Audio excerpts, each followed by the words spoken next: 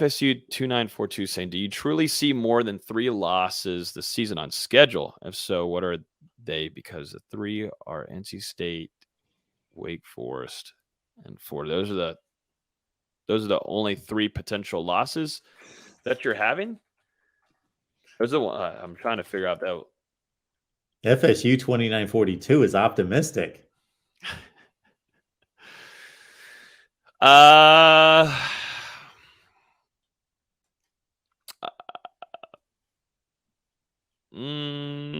not going to agree with that take there. No, I like the optimism there. But I'll also say there's nobody on the schedule that Florida State can't beat.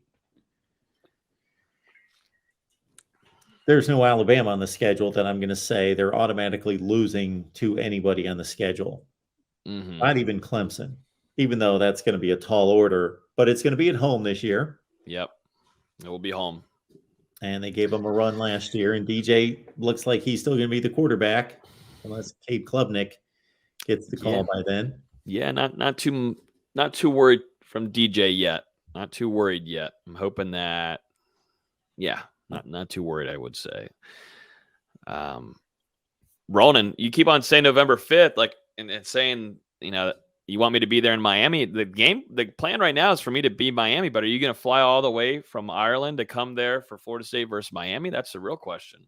I would definitely like to grab a beer with you, and we'll talk about how great The Rock was and his fairy movie that he did a couple months ago.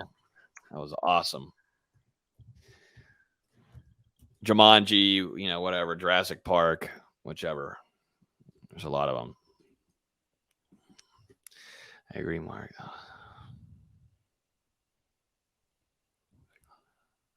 The real MVP is lining up the odds for the ACC this year. Yeah, I just found it myself. Yeah, Florida State's tied for 8th at 33-1 with well, it's kind of funny that they've got them tied for 8th with Virginia. There it is. Okay. I will say I tweeted this last week, but I am excited for Florida State's defense. I know that we had a comment in here from Temmie saying our defense is solid this year. I feel very good about Florida State's defense. I want to see it whenever we get to fall camp, but from what I was able to see this spring, just feels different. I know you lose Jermaine Johnson, you lose Kier, but I don't think you're losing much when you're able to replace him with Jared Verse and Derek McLendon. Jermaine Johnson's Jermaine Johnson, but I'm telling you guys, Jared Verse is someone that we're going to talk a lot about this offseason. It will mainly be from me because I think very highly of him. He's just dominant factor, man. Just nasty tenacity, likes to get in your face, and he can go back-to-back plays and come away of those 2 plays with 2 sacks. I mean, this is a guy that also can play the run game well. I think he's going to be a nasty factor. You look at Derek McLendon on the other side, who I think those are your 1 and 2. McLendon really worked on his body, trimmed down a lot faster off the bend, and I think those 2 you feel really good about. You lose Quashon Fuller to the transfer portal. He said that he's planning on making his decision later this week. I visited Auburn. That sucks because you lose depth there. But you're hoping, Dennis Briggs is able to jump in and play. And then, if he's fully healthy, he's still recovering, didn't get to see him fully 100% this spring. And then you look at a young guy like Pat Payton, who, our guy Nate predicted him to have a pretty strong spring. And sure enough, he came out and showed out. So really, really looking forward to it. Yep, Dennis Briggs, Temmie. Like I said, didn't get to see much of him this spring. That's why I'm only talking mainly about, those 4 guys. But if you're able to see Dennis Briggs jump in there and play like we saw him play before injury, he can be a pivotal factor. He's just got to trim up a little bit more, in my opinion, because he's a hybrid. He's a hybrid of a lineman and an end, and I think he still needs to trim up a little bit in order to play a pivotal factor. But he's kind of got the size as Kier did. Those 2 guys have that same.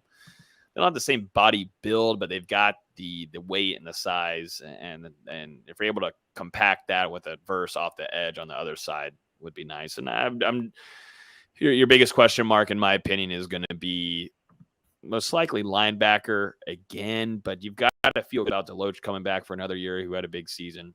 You look at Tatum Bethune, who led tackles for UCF, who's going to come in and I think be a really good player for Florida State and bring a veteran type experience to a guy that puts himself in the right spots. And there's a reason why he was leading tackles at UCF. He just puts himself in the right spots for not only tackles, but takeaways. You got Deloach, you've got Tatum in there too. You feel pretty solid. And Lundy, who his biggest question mark and really the thing slowing him down was himself slowing himself down. In coverage, he wasn't so great. I thought in the spring, coverage wise, he looked like the best coverage linebacker that Florida State had. And that is extremely impressive. I still think he's got to trim off a little bit of weight because, he was gassed a lot of these practices, but was he making plays? Yes. And a lot of them were in coverage. So linebacker room definitely has some optimism. You still got Gainer there, who's got a lot of experience too. You got Steven Dix Jr., who decided to stay, and he feels like he's going to play a decent amount this upcoming season. And you look at the DB, really just, safety room. You look at safeties and you feel probably the best out of anything, maybe that and your defensive tackle, your noses, your guys on the inside and the interior with Fabian Lovett, Robert Cooper, Jarrett Jackson, who I thought had a really dominant spring. And, Florida State still, you bring Joshua Farmer too in and get a really good spring out of him and who put on some really good size. And you got Malcolm Ray last year too, who had a ton of flashes. So there's a lot of optimism. I know I didn't really talk about corner, but you've got Amarion Cooper, and you also brought in the guy Greedy Vance, who had a lot of good plays. Started off the spring a little bit slower, but Greedy came in really early on and just clicked with Florida State's defense. And then you've got Renardo Green, who wasn't fully healthy really to start spring, and then latter half was on the other side of the corner position opposite of Amarion Cooper. So just went through somehow the whole defensive lineup there for Florida State. But like I said, I feel really, if I'm thinking offense, defense going into 2022, which side is going to be your strongest? It's going to be defense for me right now. I'm excited for a lot of these players heading into 2022.